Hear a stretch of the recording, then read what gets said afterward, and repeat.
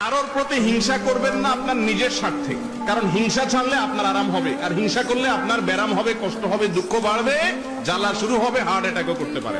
সে আমল করে করে পাহাড় জমায়, এদিকে হিংসার কারণে তার সমস্ত আমল ছাই হয়ে যায়, বরবাদ। যদি কেউ আপনার প্রতি হিংসা করে এরকম আপনার মনে হয়, তাহলে আপনি কয়েকটা কাজ করবেন। সূরা ফালাক, সূরা নাস বেশি বেশি পড়বেন। এটা নাজিলি হয়েছে কিসের কারণে?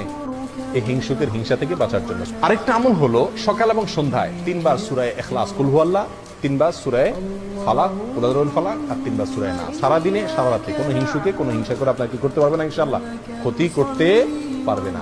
কারোর প্রতি হিংসা করে ক্ষতি হয়েছে মনে হয়, পানিতে ফালাক নাস পড়ে ফু দেন, খেয়ে ফেলেন বা ছিটিয়ে দেন, ইনশাআল্লাহ বিদিনিল্লাহ কি হয়ে যাবে, হিংসার কারণে যে ক্ষতি সেটা কি হয়ে যাবে, দূর হয়ে যাবে। নাম্বার 2, তাকওয়া অবলম্বন করা। যদি তোমরা ধৈর্য ধারণ করো আর গুনাহ থেকে বাঁচো, নিজে ভালো পথে থাকার চেষ্টা করো, হারামের ধারে কাছে না যাও, তাকওয়ার উপরে থাকো, তো মনে রাখবে তাদের চক্রান্ত, তাদের কোনো ষড়যন্ত্র তোমার কোনো ক্ষতি করতে পারবে না। নাম্বার 3, সকাল এবং সন্ধ্যায় অনেকগুলো দোয়া আছে যেগুলো পড়লে সারা দিনে সারা রাতে ইন্স্যুরেন্স হয়ে যায়, আল্লাহ সুবহানাহু ওয়া তাআলা হেফাজত করেন, এগুলো রক্ষা কবচ।